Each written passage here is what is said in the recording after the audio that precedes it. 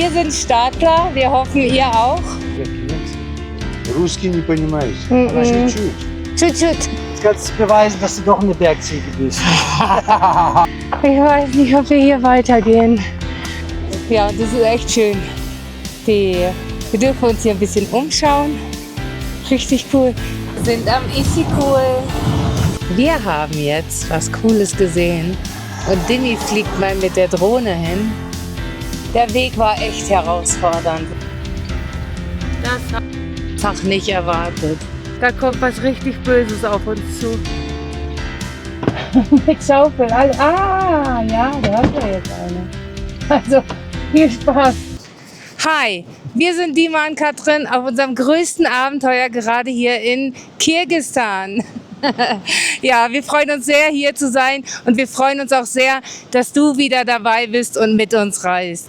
Ja, wir stehen hier gerade an den Seven Bulls Rocks in der Nähe von dem Dorf Yeti Ögüs. Berichtigt mich, wenn das falsch ausgesprochen ist. Und es sieht einfach so spektakulär aus. Wir haben hier die letzte Nacht auch direkt am Fluss verbracht.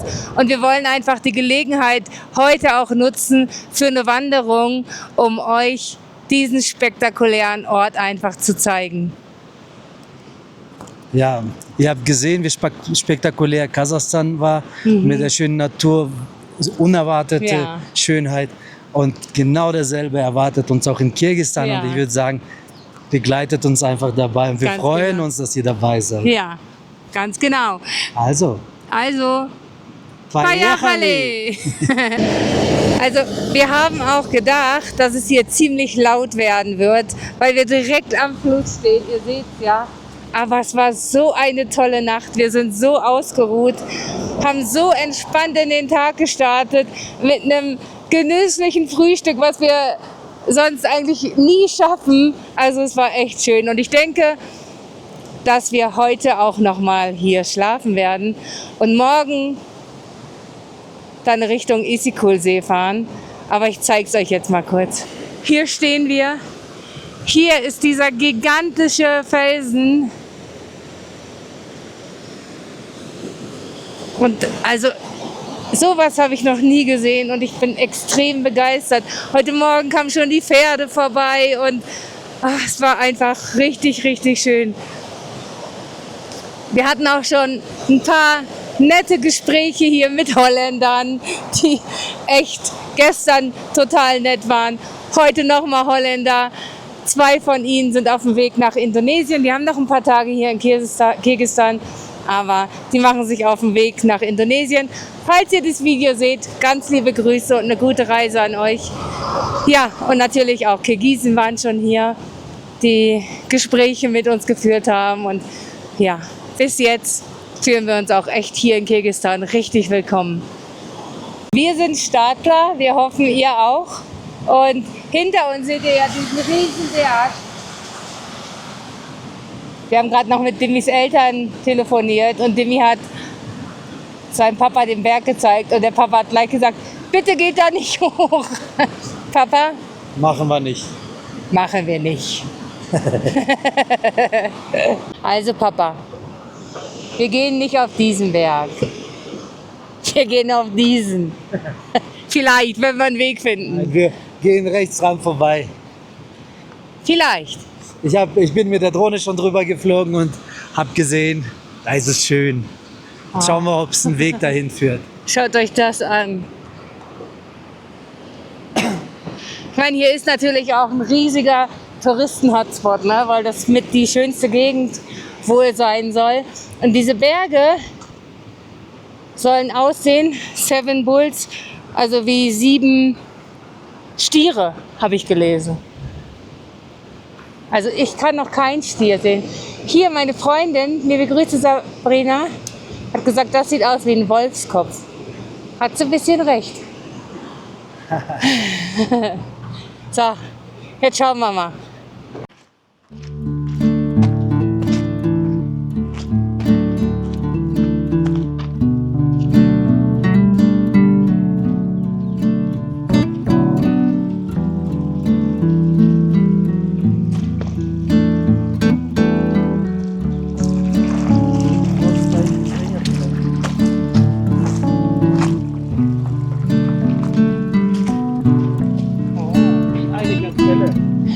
Oder wie das Tier mit dem Rüssel heißt.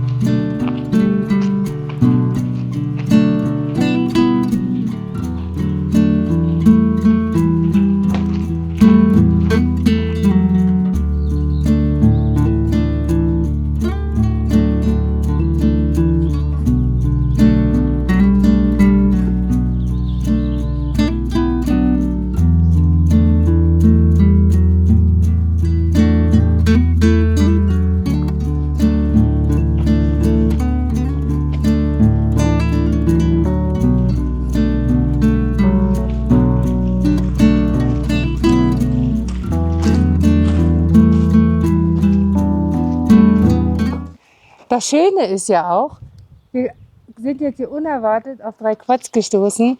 Wenn man hier eine Quad-Tour machen will, geht auch spontan bei ihm, oder? Muss man nicht vorher online buchen. Nee, muss man nicht online buchen, aber nicht von hier aus. Nee. Also man muss schon zu ihm da hingehen. Ja, genau. Genau, weil die sind jetzt schon gebucht. Ja. Die Leute sind bis hierhin gekommen, jetzt gehen sie ein bisschen wandern und dann später fahren sie weiter damit. Ja, aber dazu zeigen wir euch später noch mehr. Hm.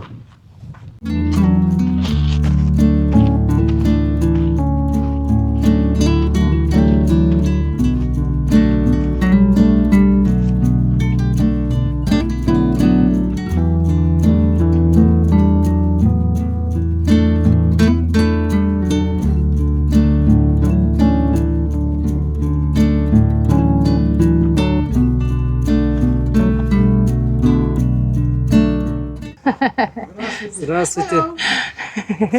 Как нравится? Нравится. Так, В Рафламбове были? не пойму. Hallo. Мы из Германии. Германия? Hallo. Ну, а Россия Tschüss. Казахстан. где? Покорный Темиртау. Ну, я Карагандинская область. был там. Были там? Ну, был. Дальнобойщики. А супруга? Она немка, чистая немка. Чисто не. С какого города? У меня дочка там живет. Она... Вы откуда вообще там живете? Мы сейчас в Фрайбурге живем, под Фрайбургом. Фрайбург, ты слышал, дальше какие-то. А где ваша дочка живет? Nee, Stuttgart. Она живет в Форсхайме. Форсхайм. Форцайм. Pforzheim ist nicht so weit. Недалеко от нас, тоже где-то 200 километров. Русский не понимаете? Чуть-чуть. Чуть-чуть. Чуть-чуть. Ладно. Всего хорошего. Очень приятно. Приезжайте в гости. Еще приезжайте. Der Adler ist gelandet. Was hast du wieder gemacht? Ich habe gar nichts gemacht. Doch, du hast die Drohne abstürzen lassen. Nein, ich wollte ein Foto machen von uns. Auf einmal saß sie da am Stein. Ich weiß auch nicht, wie das passiert ist. Ja, jetzt kriegt die mal wieder da runter.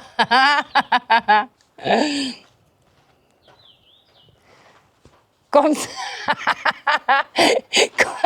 kommst du da? Nur, dass nichts kaputt ist. Ja, das hat so gerappelt, ich weiß es nicht. Auf die Aufnahme hast du gefilmt? Ah ja. Ist wohl alles in Ordnung. Wird schon alles gut sein.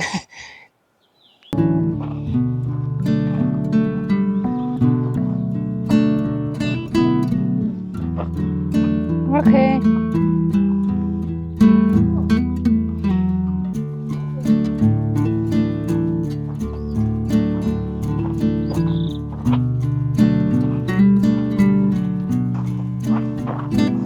Ja.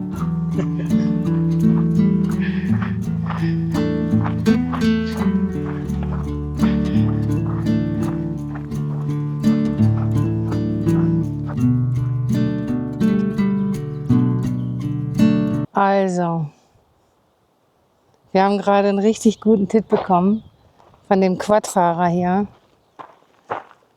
Er hat gesagt, da hoch, da gibt es ein Café und ein Restaurant. Und ich würde da echt gerne hochgehen. Auf dem Video kommt es nicht so hoch, aber das ist echt hoch und echt steil. Und ich weiß nicht, ob ich mir das zutraue, weil es ist echt ganz oben auf dem Berg. Ich weiß es nicht. Ich probiere es auf jeden Fall. Aber von da oben soll man halt eine spektakuläre Sicht auf die Seven Bulls haben. Aber seht ihr diesen Weg? Der ist schon nicht ohne. Aber ich versuch's.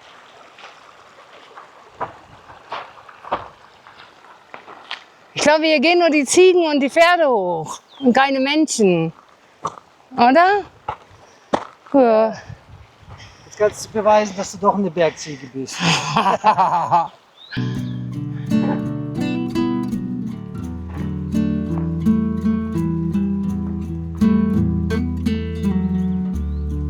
Es ist so rutschig.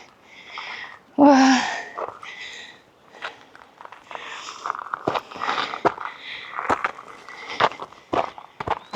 Hier oben sieht das nicht so schlimm aus. Nee. Nee. Schaut euch einfach an.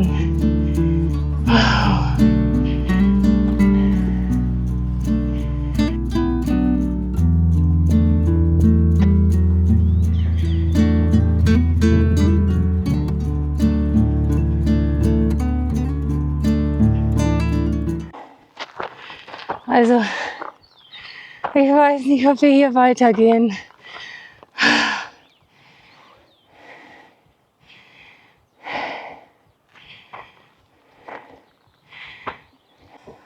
Zeig mal deine Hände. Wieder sauber. Nein, so. Da war gerade Das war nicht witzig. echt eine gefährliche Stelle. Aber wir haben es geschafft. Ich bin auf allen Vieren gekrochen. Ja, und das war das Gefährliche. Ich dachte, wir gehen schnell durch und das war's. Aber Katrin hat dann wieder, hat leichte Panik gepackt und dann war das doch gefährlicher wie wir. So ein schmalen Stück. Das war breiter. Okay, aber das war so brutal. Ja, das war was machen wir nicht nochmal. Aber jetzt riecht es hier schon nach Schaschlik. Es hat sich gelohnt. Vielleicht. Ich trinke ja nicht, aber ich brauche Schnaps. Wie war das? Schnaps trinken, Garmoschka spielen, und tanzen. Tanzen. Schnaps trinken, Garmoschka spielen und tanzen.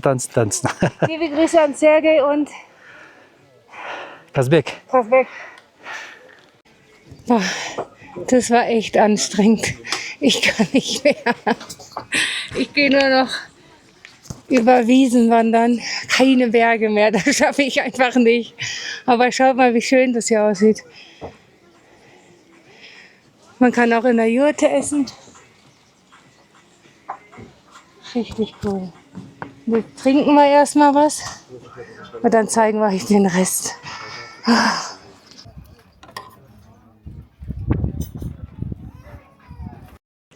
Probier. Auf den Bildern sah die Soße so dunkel aus und hier hell, aber schmeckt gut. Ja? Und dreimal dürft ihr raten, was ich habe. Kommt ihr nie drauf. Ich gibt's heute Pommes. Mal was anderes.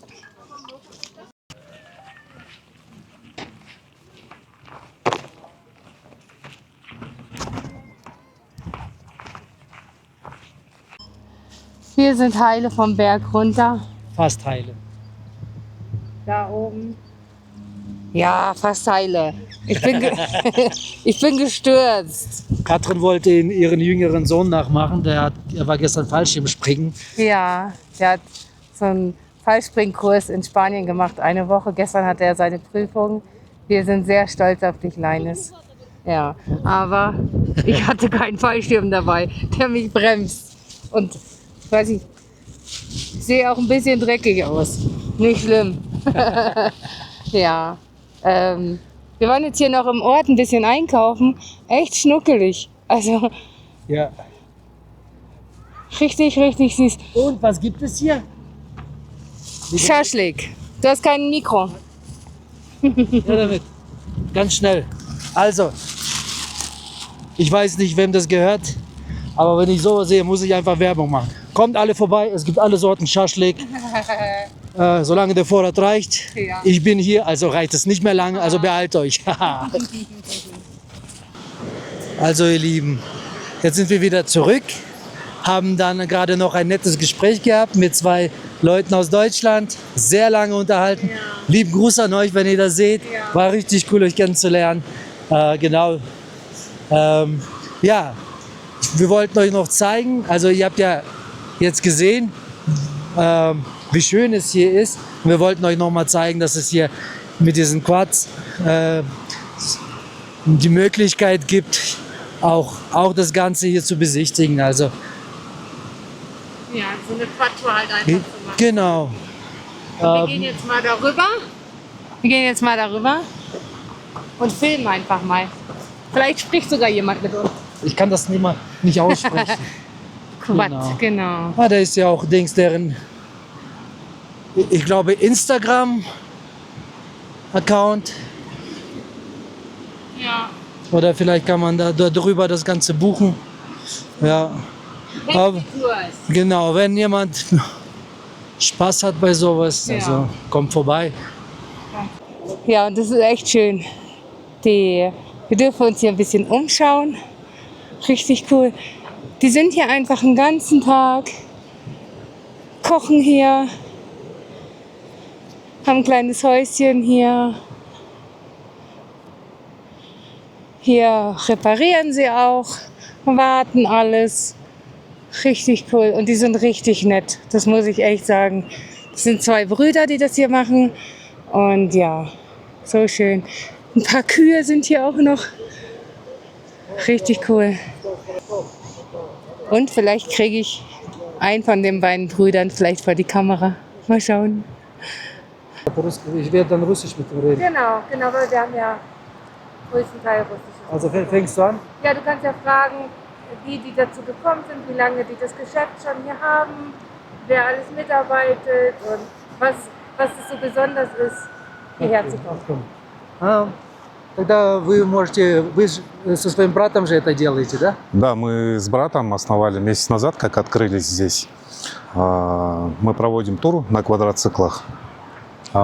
Также гости могут почасовой у нас взять, час 3000 сомов, также на целый день. Целый день это 22 000 сомов. Там входит обед, съемка с дрона, полное сопровождение, экскурсия к водопаду каньону на лошадях. Вот. В стоимость входит все экипировка, полное сопровождение, вкусный обед. А людей сюда потом привозят или... У нас есть трансфер из Бишкека. Мы из Бишкека $250 стоит за двоих. Привозим, катаем, накормим и обратно трансфером в Бишкек. А тут это как выглядит, если вот сейчас мы у вас как возьмем эти Квадрики. квадрики, да, я забываю, как они называются, квадрики. И как это выглядит? Я, например, с женой хочу прокатнуться. Вы нам покажете, куда ехать, вы с нами будете? Да. Или можно самому? Мы сначала проводим инструктаж, полный инструктаж, как водить, как владеть квадроциклом. Полная экипировка одевайте, каску, очки, шлемы. Вот. И сопровождение инструктора. Едем по направлению, куда едет инструктор. То есть самые красивые места Джитагуза. И это тут, например, как будет выглядеть, куда вы поедете? Вот мы сегодня мимо вас уже проходили, вы там были, да? Да, это называется Кызылункур, Да. переводя на русском «Красная пещера». Красная пещера. Красная пещера, да. У нас тоже в часовой тур включен. Сопровождение гида, инструктора.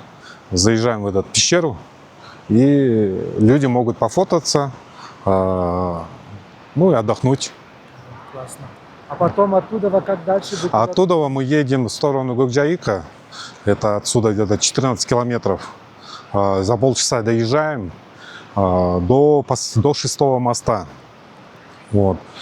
Оттуда, если желающие есть, к водопаду можно добраться на лошадях. Вот.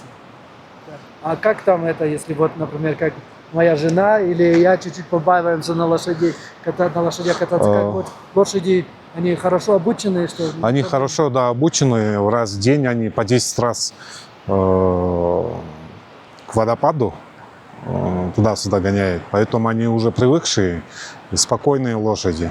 Классно, Вот. классно. Вы хотите что-нибудь еще сказать? Вот. Что могу сказать? Туристов из Европы приглашаем к нам в Житомир. Самое красивое место это в Кыргызстане. Вот. Здесь вы можете полностью довериться нашим местным, вот. Почувствовать свободу, безопасность и насладиться красотой нашего Кыргызстана.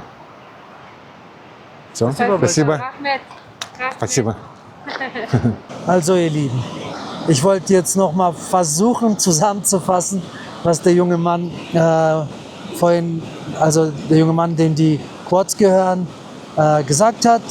Auf jeden Fall, ich fasse zusammen, ich übersetze nicht, wohl. Kostet das an die 30 € die Stunde. Aber es lohnt sich tatsächlich bei dieser Natur und er hat mir mehrere Videos gezeigt, wo die langfahren, was die machen.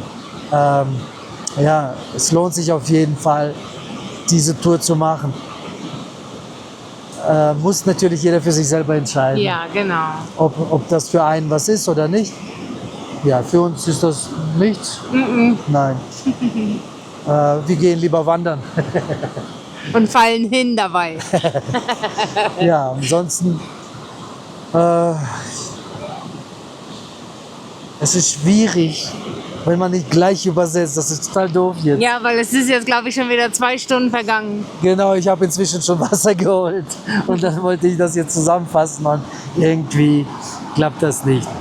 Ja, aber wir blenden ein Video ein und da kann man sehen, wie das Ganze funktioniert, wo sie langfahren, was man da alles macht.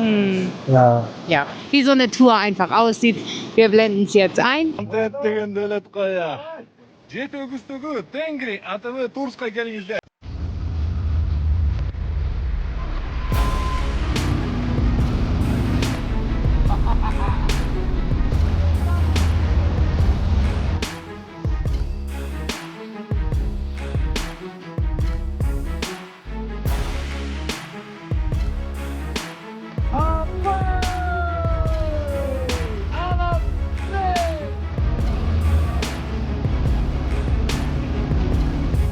Все, мы заканчиваем. Они паркуют.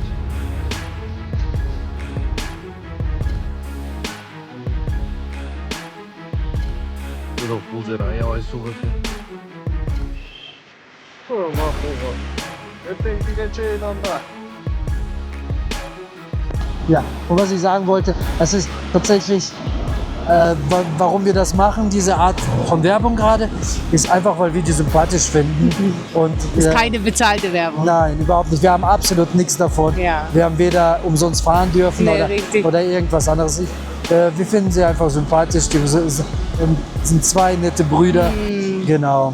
Und deswegen haben wir gedacht, dann machen wir eine kleine Werbung für die. Genau. Ja. So. Und wir sagen jetzt auch schon gute Nacht, weil ich bin richtig K.O. Ich bin richtig K.O. und ja, der Tag war voll, schön.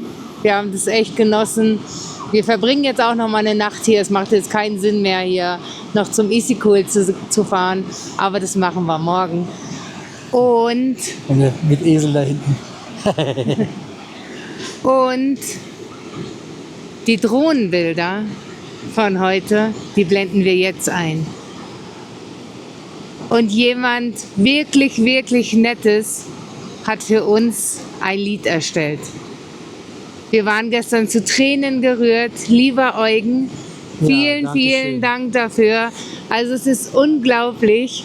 Er hat 2 Versionen gemacht, einmal auf Russisch, einmal auf Deutsch.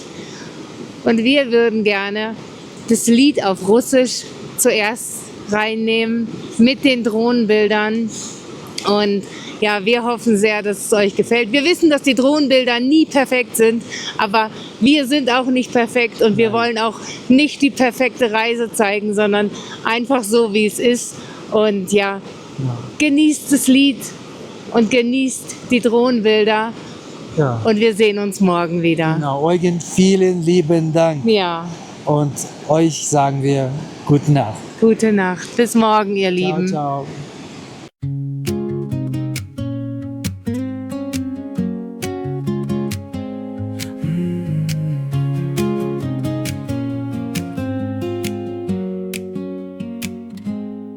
Продали все, опустел их дом. Все говорили, куда вы, зачем? Ключи оставив, закрыли дверь в автодомбете и в новый день. Все твердили, не выйдет так. Оставайтесь, не делайте шаг. Но сомнениям не было мест. Бог указывал путь с небес. Эй, Катрин и Диме, полный вперед! С Богом рядом сердце поет. Ни ветер, ни буря вас не свернет. Каждый новый день вас вперед зовет. Каждый рассвет, как Божий дар. Каждый миг согревает вас. Божья рука хранит всегда. К новым дорогам готовы вы.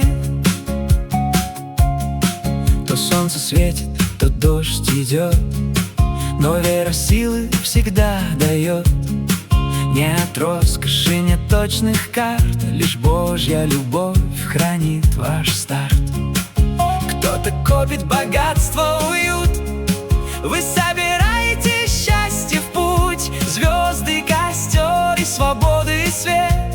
Вот настоящей жизни ответ. Мотор учит небеса ясны. Вы знаете, Бог хранит пути. Нет слишком высоких гор впереди. С Ним каждый километр полет души. Эй, Катрин и Диме, полный вперед. С Богом рядом сердце поет. Ни ветер, ни буря вас не свернет. Каждый новый день вас вперед зовет. Каждый рассвет, как Божий дар. Каждый миг согревает вас. Божья рука хранит всегда. К новым дорогам готовы вы.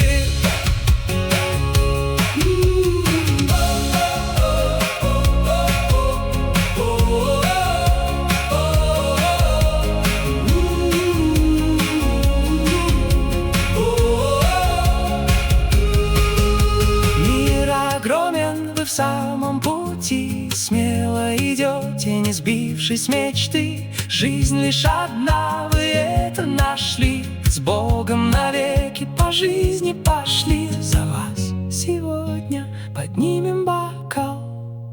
Катрин и Диме, благослови вас Бог.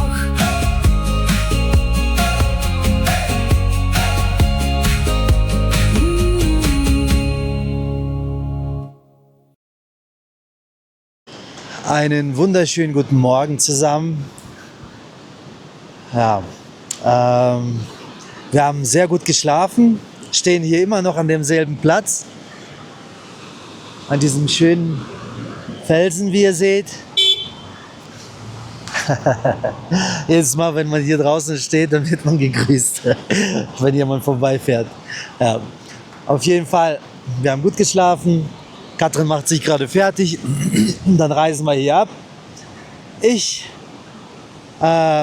Geistiges Training haben wir schon gemacht, Bibel gelesen, gebetet. Ja, und jetzt mache ich Workout. Heute nehme ich euch mal mit, bitte nicht lachen. Also ich habe mir vorgenommen, jeden Tag bei jeder Übung eine Wiederholung mehr zu machen. Also ich bin jetzt bei 29, sei es Liegestütze, sei es Sit-Ups, sei es Kniebeugen. Oder hier, jetzt habe ich den Stein da liegen. Mit dem mache ich auch bei Übungen. Genau. Ja, und dann nehme ich euch einfach mit. Leute, ich weiß, ich mache die Übungen nicht zu 100% sauber. Kann sein, dass ich was falsch mache. Wer mich korrigieren will, kann mich gerne korrigieren. Aber ich sage so, bevor ich gar nichts mache, dann mache ich es lieber ein bisschen falsch. Genau. Also, dann lege ich jetzt los. Wenn die Übungen fertig sind, dann packen wir es und reisen ab. Und dann nehmen wir euch auch mit. Bayachale.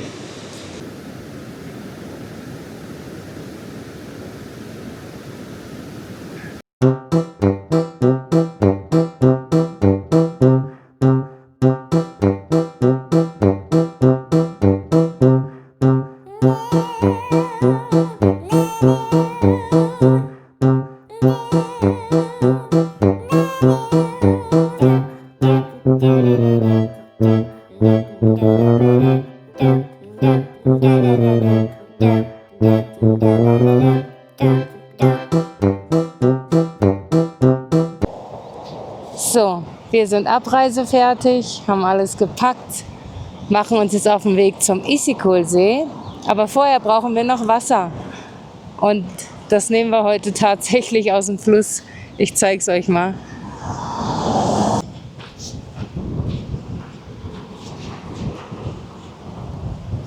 Komm mit nach Narnia. Ja.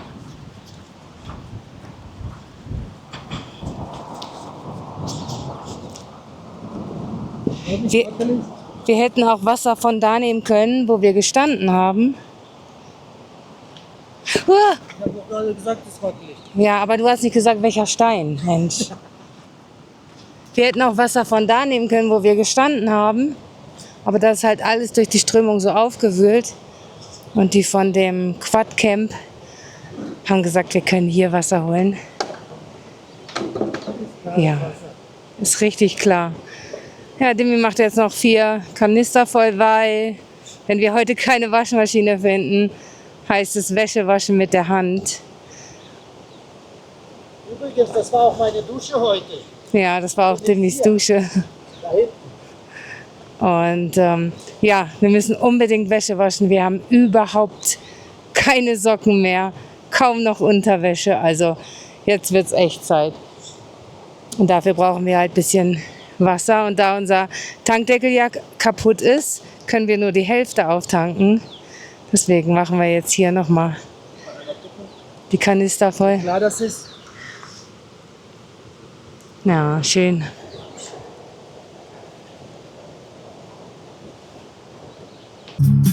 Нет роскоши, нет точных карт, лишь Божья любовь хранит ваш старт. Кто-то копит богатство, уют.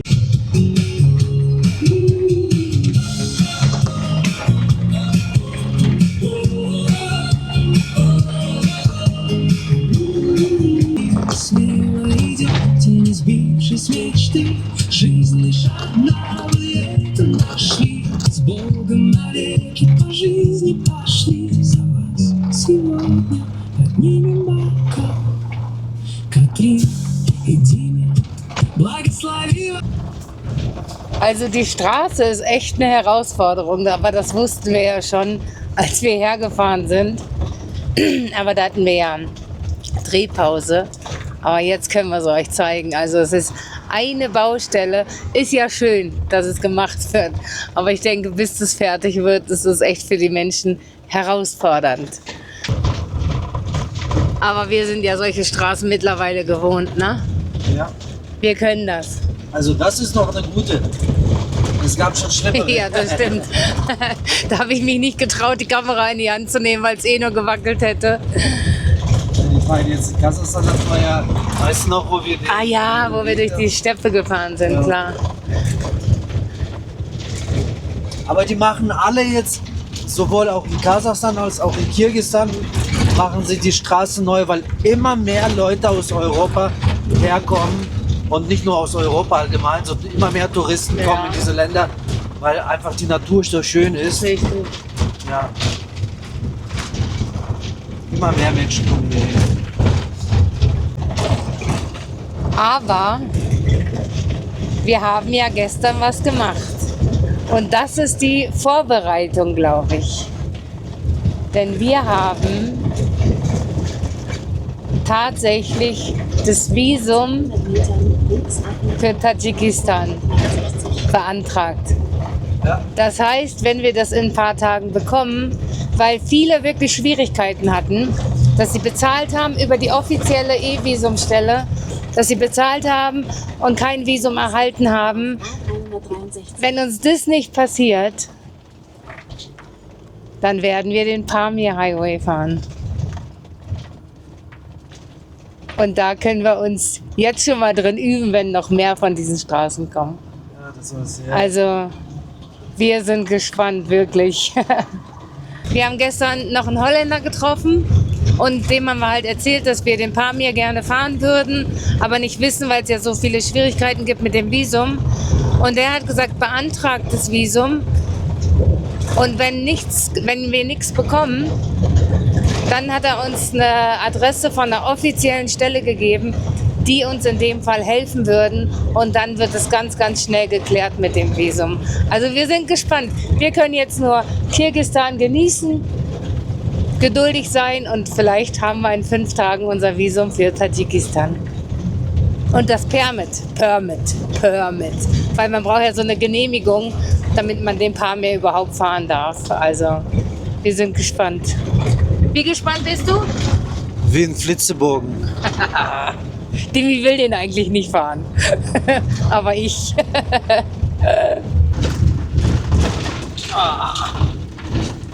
Weißt du, warum ich den nicht fahren will? Weil mir einfach meine Betty leid tut. Die schafft das, die kann das. Betty kann Pamir.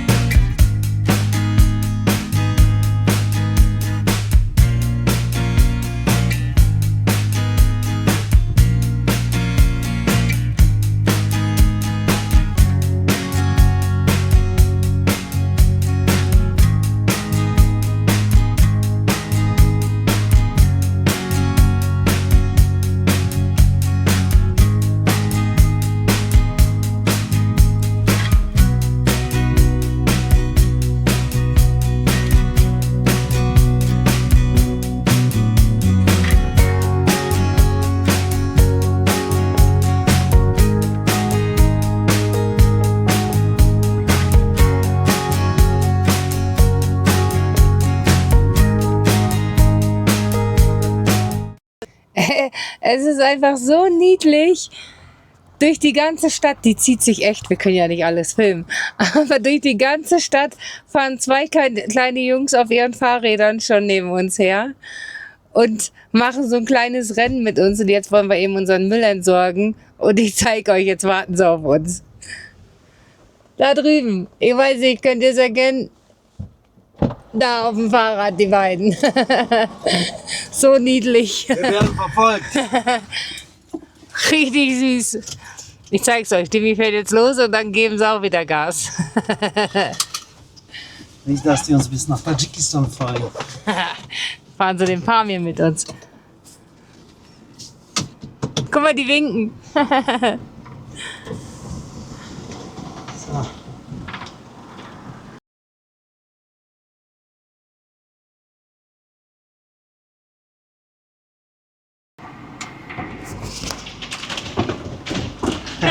Wie süß.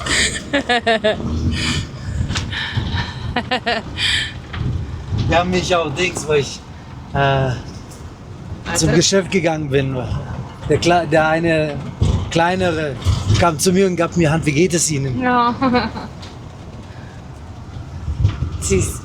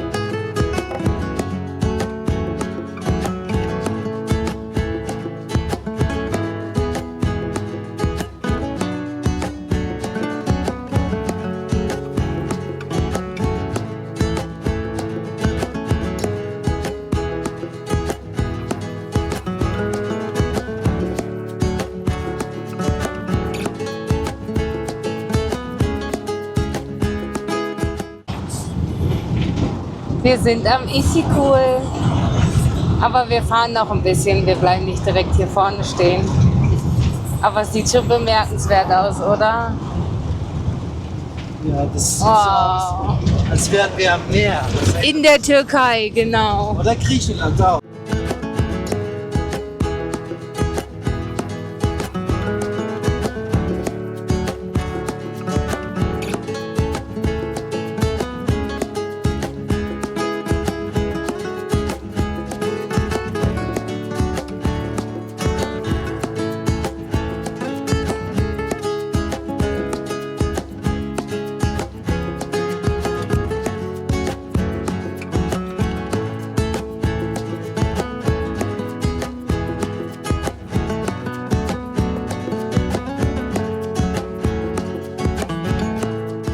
Momentan hat sich das angefühlt, als wäre man irgendwo in der Türkei noch und am Meer, Urlaubsfeeling, und auf einmal hast du Berge vor dir und wieder Schnee. Was für Ein Kontrast. Ja, was für ein Kontrast, was für ein Naturwechsel.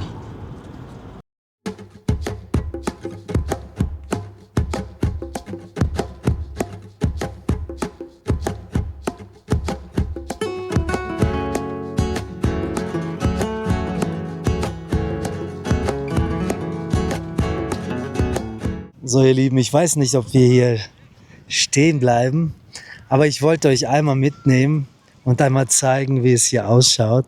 Sieht richtig cool aus. Schaut mal. Da vorne sind die Berge. Und dann stehen ein paar Häuser hier. Da hinten ist ein Jurtencamp. Also kannst du wahrscheinlich eine Jurte mieten. Und dann hast du hier so einen Riesenstrand, der auch ja, nicht leer ist, würde ich mal sagen. Also hier hast du echt Urlaubsfeeling, als würde man am Meer sein. Genau. Richtig genial.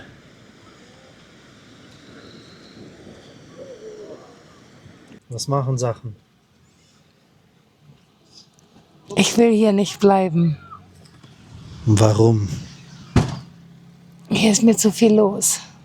So viel los?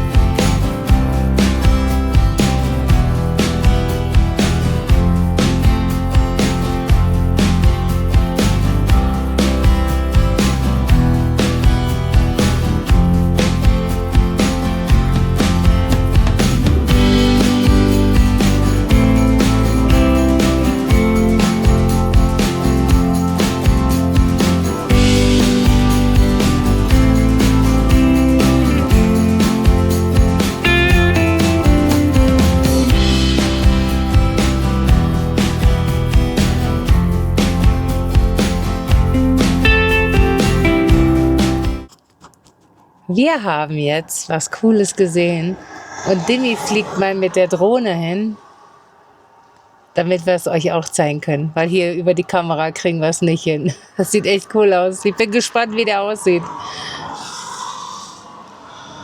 Da oben in den Bergen, da hockt jemand. Und Dimi versucht es jetzt auf die Drohne zu bekommen.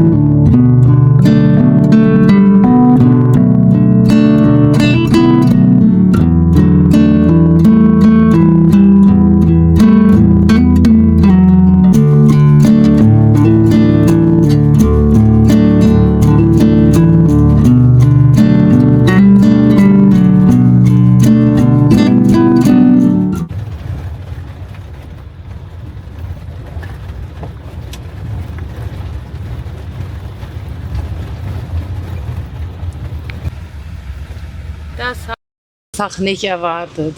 Wir haben jetzt schon 18 Uhr.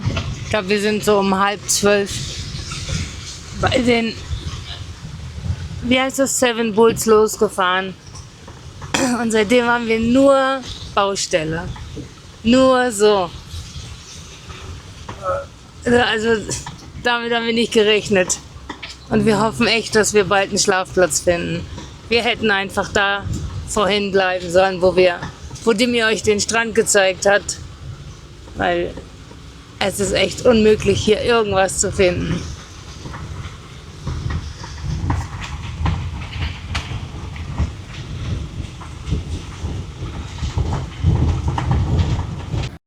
Der Weg war echt herausfordernd, Leute. Also wir sind jetzt die ganzen Kilometer, die ganzen 2,5 Stunden oder so, einfach nur Baustelle gefahren. Die bauen hier, was das Zeug hält. Es sieht schwer danach aus, als hätten wir das Elend hinter uns. Wow.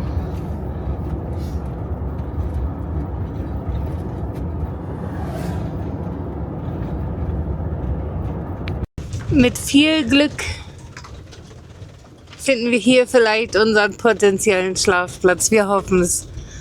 Wir haben nämlich echt keine Lust mehr, sind völlig durch. Aber wir haben gerade einen Hirten gefragt und er hat gesagt, hier geht es eigentlich bis zum Wasser. Einfach der Straße folgen. Oh, wir hoffen es. Und der Regen hat aufgehört, Gott sei Dank. Gott sei Dank, ja. Ja, wenn es hier regnet, dann haben wir vielleicht ein Problem. Oh. So, fahr ich links. Wir fahren rechts rum. Okay. Sieht ja schon schön aus. Vielversprechend. Auf jeden Fall sind da Kühe oder Pferde im Wasser. Oh. Ein Auto kommt uns entgegen. Dein Ernst jetzt? Ah, da vorne. Oh nein, auch noch so ein großer. Nein, ich will damit sagen, dass der Weg, wenn der dahin kommt, dann kommen wir auch dahin. Ja, das stimmt. Oh, diese Landschaft hier tut so gut nach der Baustelle. Aber die Oh, die Straße ist nicht schlimm. Oh. Das war die richtige Entscheidung, einfach abzufahren. Oh. Entschädigung für diese 5 oder 6 Stunden, wirklich. Das sieht so schön aus hier. Oh, wie sieht denn unsere Wetti aus? Warte mal.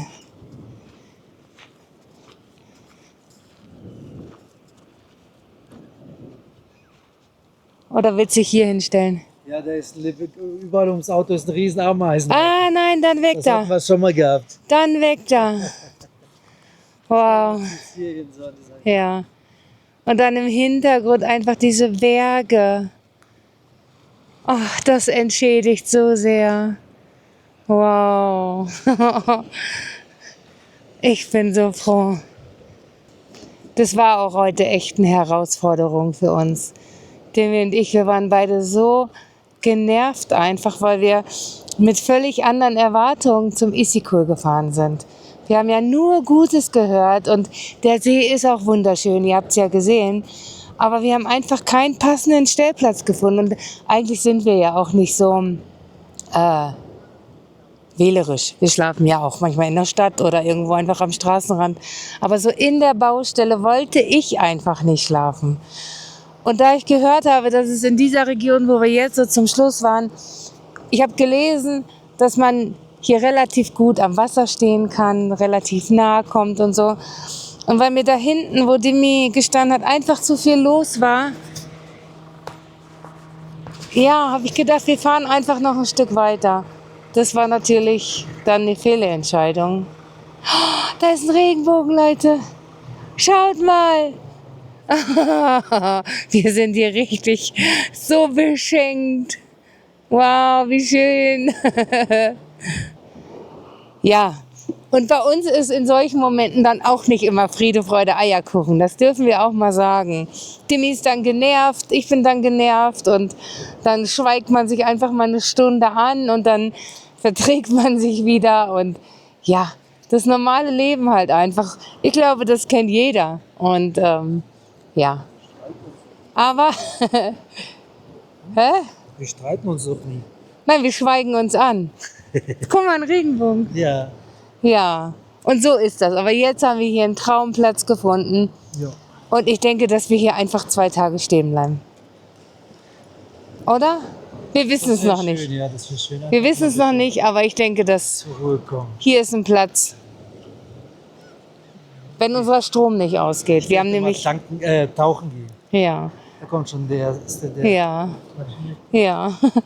Und da kommt schon jemand, der möchte mit uns reden. Ich mache mal die Kamera aus, weil man weiß ja nicht, wie er so auf die Kamera wirkt. Na?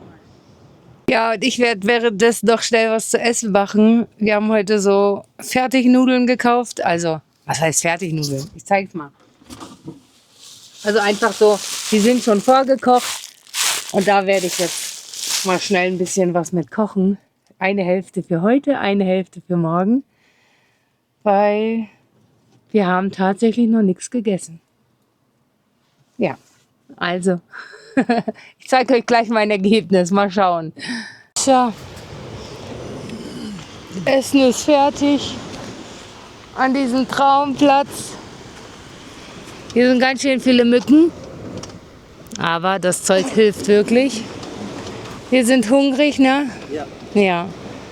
Bete du schon mal, ich zeig noch schnell die Sonne. Schaut mal. Na? Ich brauche immer einen Moment, bis es sich einpendelt. So schön.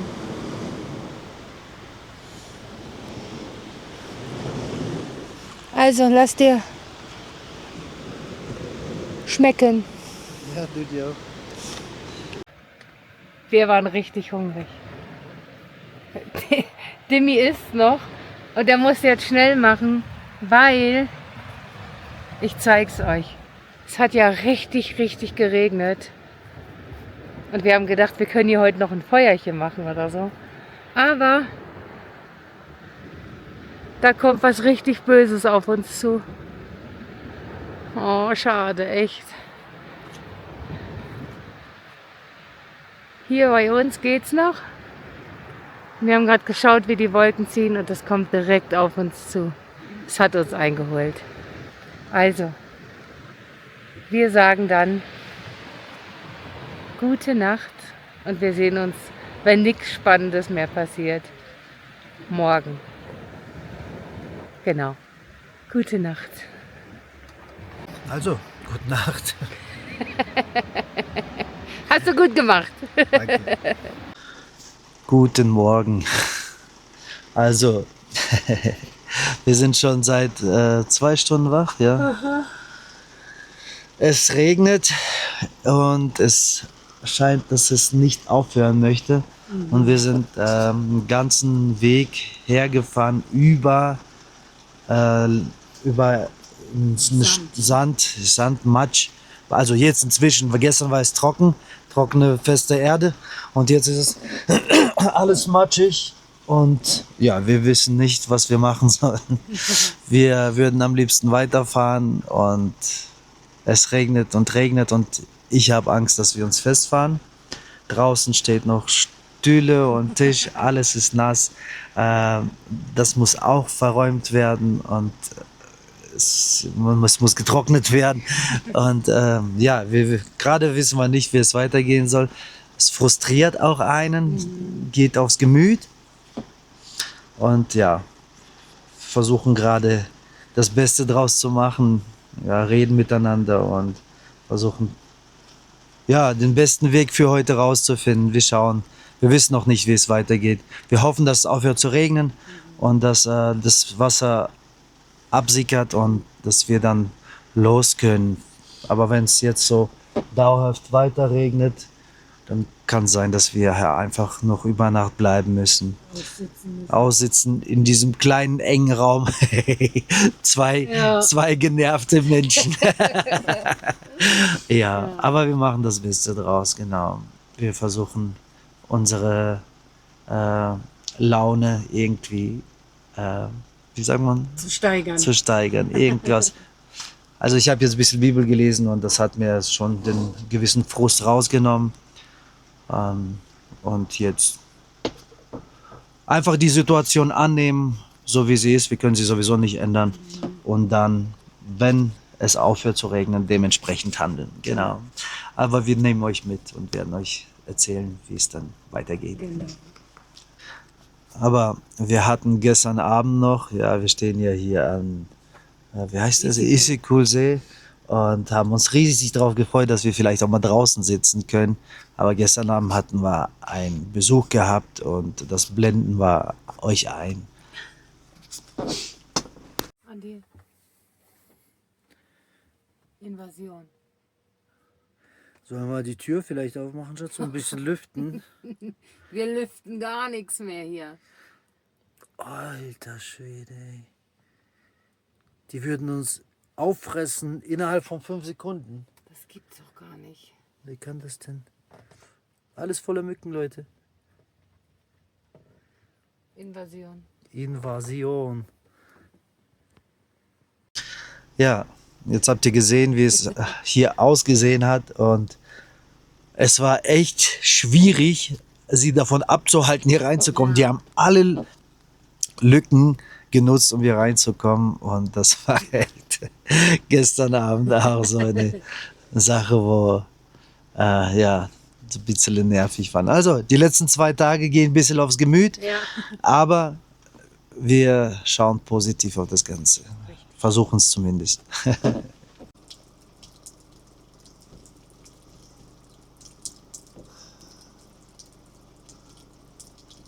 Ja, wir haben jetzt gerade eine trockene Phase und Dimi nutzt ganz schnell die Gelegenheit, um alles zu verräumen. Was habe ich an? Karaganda. Von Silöge. Ja, richtig cool. Schacht ja. Karaganda. Ah. Die waren sogar, diese Stadt ist in der Nähe von Pakone, und die waren mal sowjetischer Fußballmeister. Ah. So, jetzt hopp, hopp, es tröpfelt schon wieder. Ja, gib mir Müll. Ja.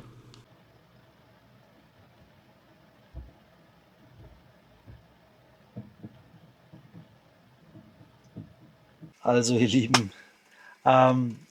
es hört immer wieder mal auf zu regnen und gibt uns kurz die Hoffnung, dass wir hier heute noch abreisen können, und dann fängt es wieder an. Ja, also wir versuchen es hier so gut wie möglich auszusitzen. Währenddessen machen wir was? Essen. Wir machen Essen warm. Erste Verwertung von gestern. Wir haben Hähnchen gekauft gestern.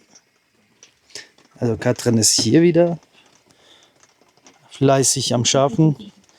Aber der PC streikt. Heute Wir streikt alles. entschuldigen uns schon mal im Nachhinein, weil ihr das ja im Nachhinein sehen werdet, dafür, dass das Video ein bisschen später kam.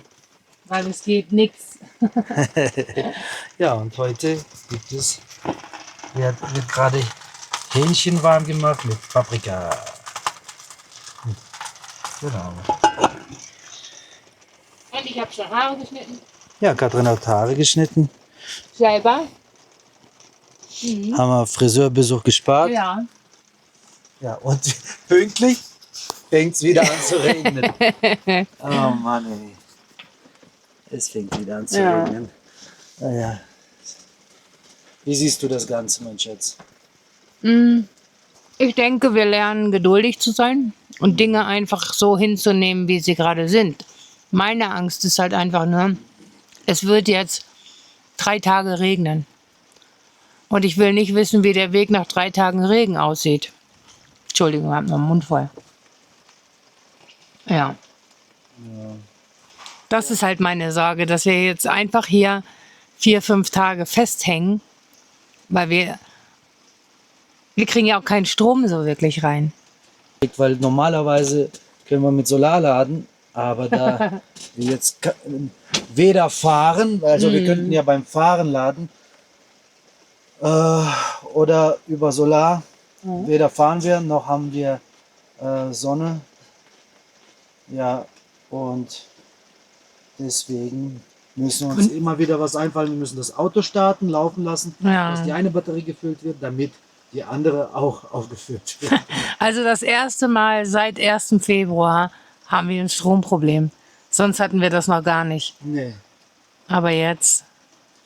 Kirgisistan. Du meinst es doch gut mit uns, oder? Ja. Vielleicht kommen wir heute doch noch weg, oder? Das weiß nur der liebe Gott. Ja. Und apropos der liebe Gott, es ist so mit dem lieben Gott, dass er unsere Schwächen erkennt und er will, dass wir in unseren Schwächen wachsen. Und wir wachsen wir in unseren Schwächen, indem er uns in gewisse Situationen hineinbringt, die wir mit ihm zusammen überstehen. Ja. Wie sollen wir lernen, geduldig zu sein, wenn wir nicht in die Situation kommen, wo wir Geduld üben? Das ist wie ein Training, wie im Fitnessstudio zu gehen, und damit ein Muskel wächst, trainiert man immer wieder die gleiche Übung. So ist es auch mit dem geistigen Training, genau. Und deswegen denke ich mal, lässt der liebe Gott das gerade zu, dass es gerade so ist, wie es ist, weil Geduld ist nicht unsere Stärke. Gell? Also, bis später dann. So, ihr Lieben, ich wollte euch jetzt nochmal mitnehmen, indem ich jetzt aus dem Auto raus bin und euch einmal zeigen, wie es wirklich hier aussieht und warum wir hier nicht wegkommen. Hier, schaut mal, hier hat schon mal jemand übernachtet und seinen Aufkleber aufgeklebt. Finstiari auf Instagram. Die suche ich gleich erstmal. Ja, also ihr Lieben, so sieht das Ganze hier aus.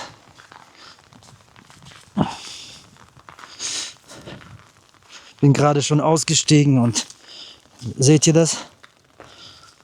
Wie das jetzt schon, wenn ich nur hier lang laufe, ist das schon so. Wenn wir jetzt mit dem Auto losfahren würden, dann würden wir uns ruckzuck festfahren. Genau, und das geht ungefähr 1,5 Kilometer ist die Strecke, die man so fahren muss, vielleicht sogar noch weiter. Deswegen müssen wir das Ganze hier aussitzen. Naja, es ist wie es ist. Irgendwie, jetzt nachdem der Frust abgefallen ist, gefällt es mir sogar, einfach mal sich auszuruhen und einfach mal draußen regnet es, man ist im Trockenen und unterhält sich oder guckt mal einen Film zusammen oder was auch immer. Genau. Also, ja. Es kommen noch bessere Tage. Also hoffentlich wird es heute Nacht nicht regnen und dass wir morgen hier los können, weil ja, so ein Essensvorräte haben wir genug. Aber ja, ich möchte nicht noch einen weiteren Tag im Regen hier festsitzen. Heute genießen wir, entspannen wir und hoffentlich können wir morgen abreisen. Genau. So, wir haben uns zwar nicht festgefahren, aber als ich aufgehört habe, mit euch zu quatschen und bin rein, habe ich gehört, dass da Reifen durchdrehen. Und da hinten ist ein Mann, der sich festgefahren hat. Ich gehe jetzt hin und versuche ihm zu helfen, weil wir haben hier ein Bett und so, er aber nicht. Ich versuche ihm zu helfen, hier wegzukommen. Genau, euch kann ich leider nicht mitnehmen. Vielleicht kann Katrin so ein bisschen filmen von der Seite.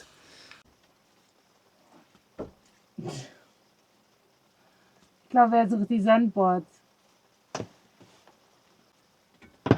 Mit Schaufel. Ja, da hast du ja jetzt eine. Also, viel Spaß. Man sieht das Auto leider aus der Perspektive nicht, weil das direkt hinter dieser Umkleide ist.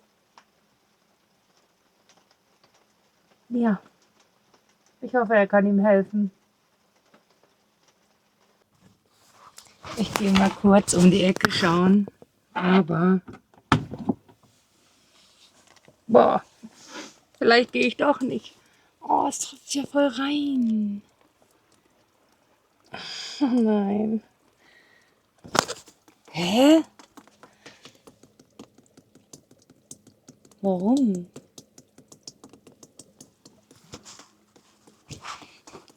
Es hat gerade kurz aufgehört zu regnen. Deswegen gucke ich mal schnell um die Ecke. Oh, man sinkt voll ein hier.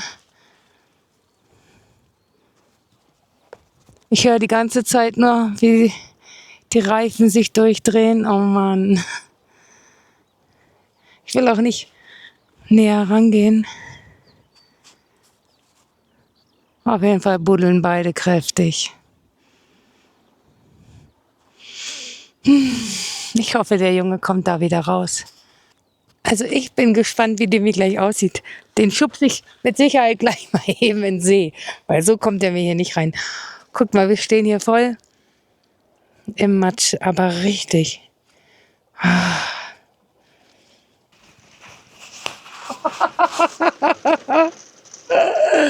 Wie siehst du? Du gehst erst ins Wasser.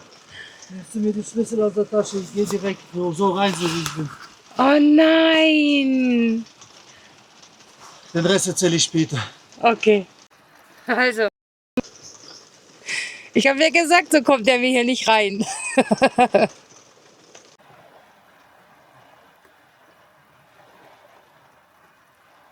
Jetzt muss er Wäsche waschen.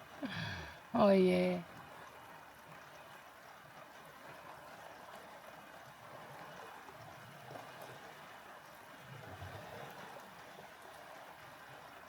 Aber nicht schlimm. Sowas macht ihm eigentlich wenig aus. Ich wollte noch mal kurz zusammenfassen, was passiert ist. Wie ihr gesehen habt, da hat sich ein Mann festgefahren. Ich habe es mitbekommen, bin dann hin und habe versucht, ihm zu helfen. Es kam raus, dass er sehr stark angetrunken war. Wieder Problem mit Alkohol, wie bei der jungen Frau damals auch am See. Ja. Alkohol, furchtbare Sache, macht so viel kaputt. Auf jeden Fall haben wir es hin und her versucht und nicht geklappt. Ich habe irgendwann mal gesagt, was soll ich noch tun? Am liebsten würde ich weggehen und ihn zurücklassen, aber das macht man nicht. Man lässt Menschen nicht im Stich, weil Außerdem hat man uns auch nicht im Stich gelassen, als Genau. wir uns festgefahren Kumar. haben. Also, Kumar, liebe Grüße an Ja. dich. Und dann habe ich gedacht, was mache ich, was kann ich denn tun? Und dann kam mir, bete doch einfach. Ich habe vor dem Mann meine Hände geöffnet und habe gesagt, Herr Jesus, bitte hilf uns. Ich weiß nicht, was ich tun soll. Gib mir Kraft, damit ich ihn da rausziehe. Oder für dich ist ja Materie gar nichts. Du kannst ihn ja da raus machen. Und dann habe ich das Gebet beendet. Bin wieder zum Auto, habe versucht, ihn rauszuschieben. Auf einmal kommen zwei Jungs über den Berg. Und ich wusste, das Gebet Fuß. wurde erhört. Zu Fuß. Ja. Im Schlamm. Die sind da gegangen. Die hatten so einen Matsch an den Füßen. Wahrscheinlich, also so wie ich das verstanden habe, waren das seine Brüder, jüngeren Brüder. Die haben mitbekommen, dass er am frühen Morgen schon getrunken hat und Streit zu Hause hatte. Und sie haben ihn gesucht. Und nach dem Gebet kamen sie tatsächlich dort an und haben ihn gefunden. Und zu dritt haben wir ihn hin und her geschoben. Und dann hat er sich noch vorne die Stoßstange abgerissen, weil er rückwärts über eine Wurzel gefahren ist. Ja, haben wir mit dem Seil festgemacht und nach 3 Stunden konnten die dann endlich wegfahren. Und ich bin dann dreckig direkt in den See und habe mich sauber gemacht. Ja, und an dieser Stelle beenden wir auch das Video. Und ja, sind dankbar einfach für die letzten Tage hier in Kirgisistan. Auch wenn wir heute an unserem 150. Reisetag, krass, oder? Ja. 150 Tage schon unterwegs. Hier einfach festsitzen, das Wetter einfach aussitzen müssen. Wir hätten euch gerne noch ein bisschen mehr gezeigt, aber Reisen kann man nicht so planen, wie man es gerne hätte. Und ja, wir sitzen das jetzt hier einfach so aus. Und ja, wenn dir das Video gefallen hat, weißt du, wir freuen uns immer sehr über ein nettes Kommentar, über euren Daumen. Und wenn du uns noch nicht abonniert hast, sehr und fühl dich frei, das jetzt zu tun. Ja, und wie an jedem Ende des Videos wollen wir euch natürlich auch segnen. Und das macht natürlich Dimi. Ja, und wie immer, ich wusste nicht, was ich euch heute erzähle, aber ich habe zu Katrin gesagt, ich glaube, dieses Feststecken hier wird Gott dafür nutzen, dass wir euch wieder etwas erzählen und euch segnen, genau. Und tatsächlich war das so. Und jetzt kommt mir eine Geschichte. Die Pharisäer haben sich immer mit Jesus angelegt. Pharisäer waren die damalige Priesterschaft. Der Gott selber ist in Fleisch gekommen und stand leibhaftig vor ihnen. Und genau die ihn kennen sollten, kannten ihn nicht und haben ihn immer wieder versucht und haben zu ihm gesagt, ja Meister, was ist das größte Gebot? Und dann hat er gesagt, liebe deinen Gott von ganzem Herzen, mit deiner ganzen Seele und mit deinem ganzen Verstand und liebe deinen Nächsten wie dich selber ist dem gleich. Das heißt, wenn du deinen Nächsten liebst wie dich selber, ist das genau dasselbe wie Gott vom ganzen Herzen lieben. Ja. Und dann fragte ihn ein Pharisäer, um sich selber rechtfertigen, ja, wer ist denn mein Nächster? Und dann hat Jesus eine Geschichte erzählt und sagte, ein Mann ging nach Jerusalem, unterwegs wurde er von Räubern überfallen. Und dann kam, während er da halbtot gelegen hat, kam ein Priester, genau der helfen sollte, und ging an ihm vorbei, hat ihn liegen lassen. Da kam ein Levit. Leviten waren damals auch die Priesterschaft. Und hat ihn gesehen und hat ihn auch liegen lassen. Und dann kam ein Samariter. Und Samariter gielten damals als ein Abschaum eigentlich. Die waren die Gesetzlosen so gesehen, die so gesehen die Gebote Gottes nicht gehalten haben. Und er hat diesen Mann gesehen, hat ihn aufgehoben, hat ihn auf sein Pferd draufgelegt und hat ihn bis zum nächsten Ort gebracht, zu einem Mann, zu einer Wirtschaft, und hat bezahlt und hat gesagt, pflege diesen Mann. Gib ihm zu essen, zu trinken und pflege ihn. Und ich werde in ein paar Tagen wiederkommen, und wenn da noch was nötig ist, pflege ihn weiter, auch wenn es mehr kostet. Ich werde es für ihn bezahlen. Und dann fragt Jesus diesen Pharisäer, und wer hat denn die Nächstenliebe getan? Dann hat er gesagt, der Samariter. Dann hat Jesus zu ihm gesagt, genau, dann geh du hin und mach genau dasselbe. Und genau das ist auch heute passiert. Es wäre bequem gewesen, so zu tun, als hätte man nicht mitbekommen, dass der Mann sich festgefahren hat. Es wäre auch bequem gewesen zu sagen, der ist sowieso besoffen. Für sich selber eine Ausrede zu suchen. Aber in mir drinne hat mein Gewissen zu mir gesagt, das gehört sich so nicht. Und ich habe drauf gehört und habe Gott noch um Hilfe gerufen, und er hat auch Hilfe geschickt. Genau. Ja, und ja, was soll ich sagen? Diese Bibelverse sind der Segen. Ich wünsche euch, dass ihr so eine Nächstenliebe erleben könnt und dass ihr so eine Nächstenliebe praktiziert. Nicht, ich sage nicht, jetzt will mich nicht hervorheben, sondern nicht wie ich, sondern so, wie es in der Bibel steht, wie Jesus sagt. Liebe deinen Nächsten wie dich selber. Tu dem Nächsten so, wie du möchtest, dass dir getan wird. Oder unterlass das, was du möchtest, dass man dir nicht antut. Genau. Und mit diesen Worten sage ich einfach nur Amen. Amen, genau. Also, wir freuen uns sehr, wenn du beim nächsten Mal wieder dabei bist. Wenn du nicht verpassen willst, was wir hier in Kirgisistan und in Tadschikistan, wir wissen noch nicht, ob es klappt, aber wir hoffen sehr. Also, wenn du das alles nicht verpassen willst, dann sei gern beim nächsten Mal wieder dabei. Darf ich noch kurz was sagen? Und ob wir hier wegkommen. Ja, genau. Ob und wie wir hier wegkommen, ist ja auch noch ein großes Rätsel. Also, bis zum nächsten Mal. Ciao. Ciao.